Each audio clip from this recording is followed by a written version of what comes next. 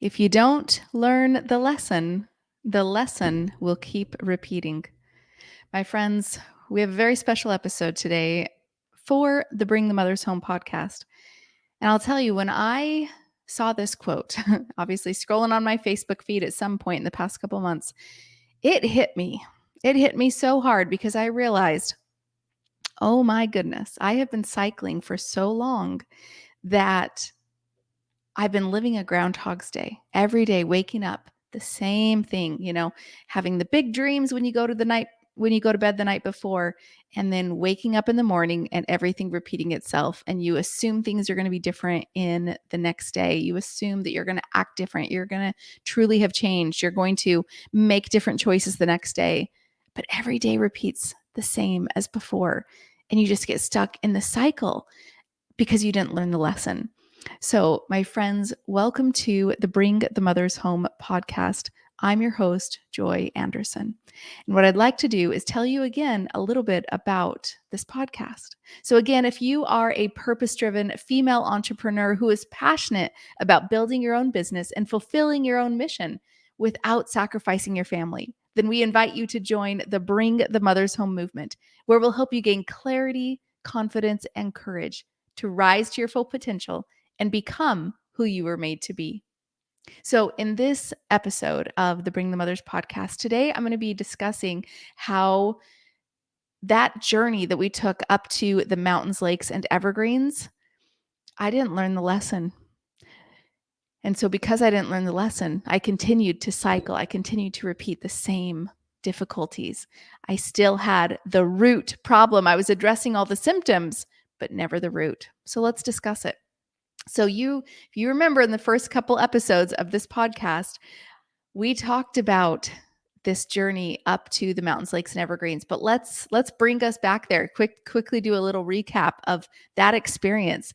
So where this all began was in February of 2021. COVID had already run its course for a year. And during that time, I kind of became a recluse. I didn't leave my house very often. I typically would wake up in the morning and, uh, take a shower, put on the same PJs that I had worn the night before, and sit in bed, open up my laptop, and start working. That was my day, and repeat every single day.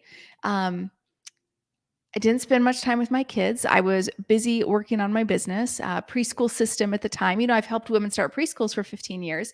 And so in 2021, after COVID hit and we helped women, do online preschool, the business was scaling to the moon. And so there I was every day just working in the business over and over. And I had so much stress inside of me because I kept putting huge projects out there that needed to be done so quickly.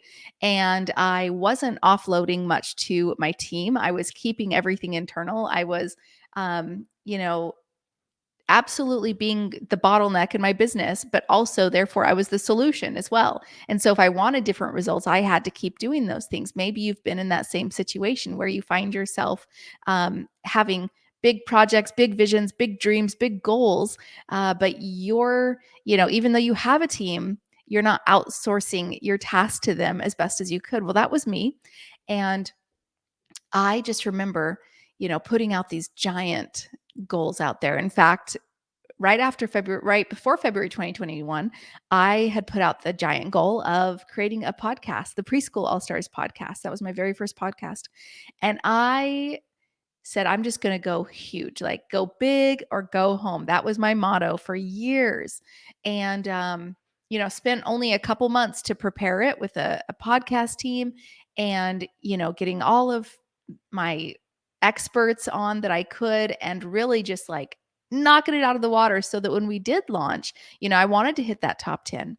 And we did. We hit top 7 in the parenting category of iTunes, which was phenomenal. But, it definitely took me under. It was this thing of this constant cycle of, high stress activities, high pressure deadlines that I made for myself. This was my own business. Nobody was giving me these deadlines. I did it to myself, but creating all the stress inside of me. And then I would in order to cope with it, right? In order to cope with the demands of this high stress life that I created and the lack of sleep, because there was always more to do. And so I was constantly either staying up super late or waking up super early or not even sleeping at all. So to compensate with all of that, right? And to cope with the stress that I was creating in my own body, I was numbing. My personal, drug of choice was food. And I say it that way because to me, friends, it became an absolute addiction. Um, and when I view the foods that I had in the past and the cycle that repeated itself, to me, it felt no different than being addicted to drugs. Um, you would have these high stress and these you just have to get rid of this emotion and any bad emotion you just want to like numb it. And so I would, at that time, I was living in Arizona. I'd open up the DoorDash app and just ooh, what could I choose, and what's going to make me feel instantly better? Almost anything on there. And quickly order the food and then, just have this like peak moment of like happiness while I was eating the food. And then, of course, as you're throwing away all of the takeout containers or hiding them in your bedside stand or a dresser because, you don't want kids to see them or you don't want your husband to see them, or you're throwing them in the outside garbage because you don't want anyone in your family to see that you're still doing this every single day. Um, you just kind of feel this like guilt and shame inside, right? Just this like, this sucks. Like, I don't like this and I want to change it, but I don't know any other way. Um, and that's where I was. And so then, of course you got the everything is fine and like all of the stress goes away and everything is just like back to like even kill. Okay, continue to work, right? And you keep going and then you hit this like roadblock in your creativity or you are bored so you reach for your phone and you start scrolling or you are tired because of all the food that just came and so it conks you out with like a food coma nap, but then you wake up and you remember like you're still in the cycle. And so you have these bad feelings again coming up. And so what do? You reach for that DoorDash app again. Or also going to the gas station, I became a frequent visitor daily of the gas station. My Diet Cokes, right? Like I would down probably 6 to 8 Diet Cokes in a day. I'm talking the big old fat can, the big tall cans, those Diet Cokes. And that was like, now I don't drink alcohol, but my goodness sakes, I find other addictions in other ways, apparently. And, you go to the gas station and they're the nice ice cold, you pull it out of the fridge. Like I can like literally remember how this felt. You pull out this ice cold, Diet Coke out of that fridge area of the gas station, and I'd buy like 6 of them because I knew I was going to go through 6 that day, bringing them up and like all over my arms, and sticking the Kit Kats in there and the M&Ms in there and the licorice in there. And because I knew that I would need that to get me through the day. And then bringing it to the counter and they're like getting the bag to put everything in because I can't just walk out like that, and here I go home every day with my, bag of gas station treats. Anyways, wow, the things. These are just bringing me back all sorts of places and memories. Um, and as I did that, and every day, so, when you have those bad emotions, okay, well, I've got the stress coming in, or I'm bored, or I'm tired, and oh, well, I need that spike again. I need to like have everything be, bring it back down, bring all the things back into, normal land, drinking the Diet Coke, eating the Kit Kats, um, I'm not talking just any Kit Kat. I'm talking, like the king size and multiple. And but it was this up and down and up and down and every single day repeating itself as the one before. I documented through this whole process of years and years of the cycle when I was in the pit, writing down like exactly how I felt when I was on the highs, writing how I felt every night before I went to bed, writing how I felt about how tomorrow's going to be different and tomorrow I'll make different changes. And like, I won't do this anymore tomorrow. And you go to bed with such hope in your heart, such like belief that you can do it the next day, that I know today repeated itself, but tomorrow can be different. And you like have belief in yourself again. Only to the next day, you realize I just broke every commitment that I made to myself the day before. And I'm literally doing this day in, day out, every single day, every single hour. I can make it for the next hour. I won't eat that. I will, I'll be better. And you can only make so many commitments to yourself and break so many commitments to yourself over and over before it starts making you feel really bad about yourself, right? And it starts bringing in not just, feelings of boredom or tiredness or sadness or things like or stress, but other deeper feelings, depression, and going into really dark places. And I started continuing to cycle in that way as well, where not only for hours of feeling bad, but now going into days and weeks of not coming out of the bedroom, of being away from my kiddos, of not leaving the house, not going to church, all the things that, used to bring me happiness.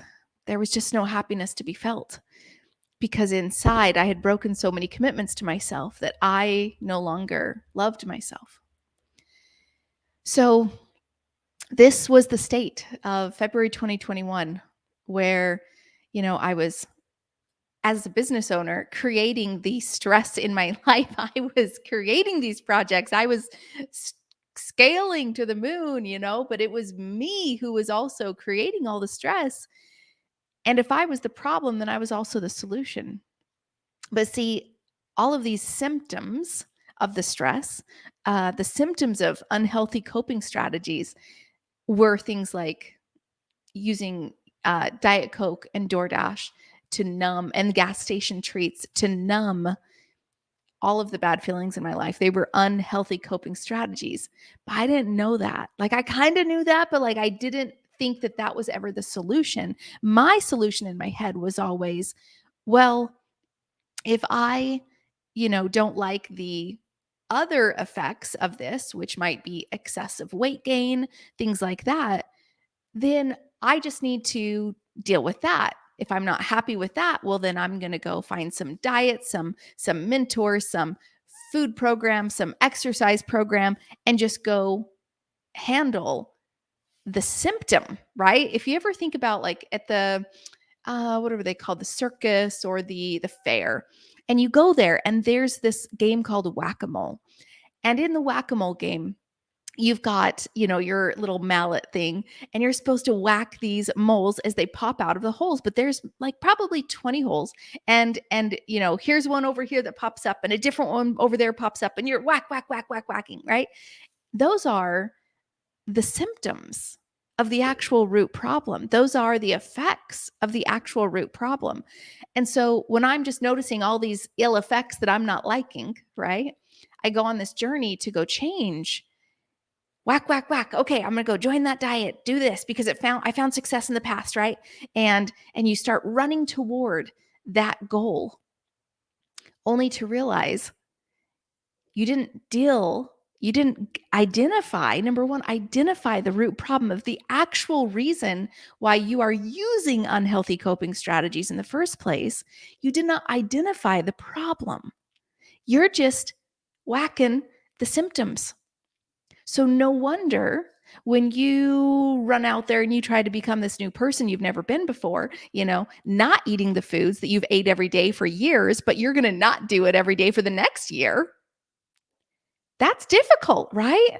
You're trying to like say like, hey, I know I was programmed this way for like, the past 5 years, but for the next however long in my life, like years of, and honestly, like my entire identity in the future, I'm just going to act like the person who I've never been ever before, but I'm going to go do that. I'm going to go exercise every day. I'm going to go eat a certain food eat these certain foods every day and never again eat those other foods. And I'm going to, just have all the positive thoughts. And you go in with this belief in yourself and also with others, other programs, mentors, diet things, because they have proven successful for other people. Dude, they work. They work. That's the problem. You eat few enough calories every single day. In fact, one mentor told me to take little magic drops and only eat 400 calories, but I didn't know I was only eating 400 calories a day. He just said, oh, only eat this much amount of food each day, 4 ounces of chicken, 4 ounces of broccoli, 4 ounces of fruit for lunch and dinner for each. That's 400 calories. That is not healthy. But nobody ever tells you that. They just say, take the little magic drops, do this little magic fix, do this little magic shake, whatever it is. And there you go. And guess what happens? Of course you whack them all and you lose the weight. Of course you do. Because bodies at 400 calories a day, guess what? They're going to lose weight. But not in a healthy way, not in a way that's going to be sustainable, not in a way that's actually ever identifying the true problem, the reason you actually went to the foods in the first place, the reason they became an addiction to you in the first place. And so, oh my goodness, did I go back and back and back because not only did the foods provide the highs, but guess what? The diets provided as well. They provided the highs of the weight loss. Ooh, look at the numbers going down until all of a sudden you have a really sucky day and you go back to those foods for coping because you never learned how to cope in the first place. That's what happened to me. Over and over and over. For 10 years, I have been on this vicious cycle ever since 2013. Postpartum depression, never losing the baby weight, and would cycle every single probably couple weeks. And you know that cycle, don't you? So that's where I was in February 2021 when after that giant podcast launch, I finally had a come down moment of like, what is my next step? What am I supposed to do with the Bring the Mothers Home movement? You know, I'm scaling preschool system to the moon, but I'm not actually living my true mission. I'm not becoming who I'm supposed to be, right? Who I was made to be, who God wants me to be. I'm not becoming that woman because I don't understand that mission. So instead, I'm just going to numb, I'm going to do what I know best, and I'm just going to get through life. But I became a recluse. And I called myself an introvert because that made me feel better, right? You can be an introvert and stay away from people and it's like totally fine. It's actually like super chill, right? No, I actually became a recluse. That's the actual word, right? I'm actually not an introvert, but I believed myself to be one because of who I was becoming. So friends, if that is you, if you have been cycling, if you have been going through that vicious cycle of, high stress, not sleeping, giving up on yourself over and over, holding yourself back from the true things you need to accomplish in your life, the things you need to do, your mission you need to serve. But if there's been things in your life that have been holding you back because of that, I just need to tell you, coming up in the next episodes of this Phoenix Journey Framework on the Bring the Mothers Home podcast, I will be teaching you the Phoenix Journey Framework. It is a framework that I literally had come to me from May 26th, 2023, furiously over the next couple weeks and into now. And I cannot wait to share it with you because it has changed everything. You are looking at a woman who has cycled for 10 years, who has dealt with those issues for 10 years, who never identified the true reason she was going to unhealthy coping strategies in the first place. And once I had that realization of what the actual core problem was, it set me free. And I had a framework come to me of how to walk forward and get through the things that were coming up for me. I had a map, I had tools, I had the things I needed to actually find success. We are 5 weeks and 1 day into my Phoenix journey. And the woman you see before you, I don't even recognize her.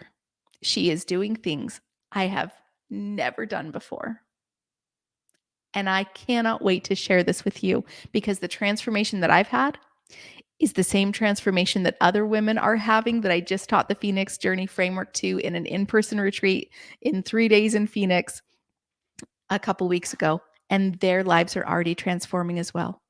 So if you know that you are made for more, If you know that you have a purpose inside of you, a mission inside of you, and you might not even know what it is yet, but you know there's something out there more for you that you should be doing with your life, but things are stopping you, things are holding yourself back.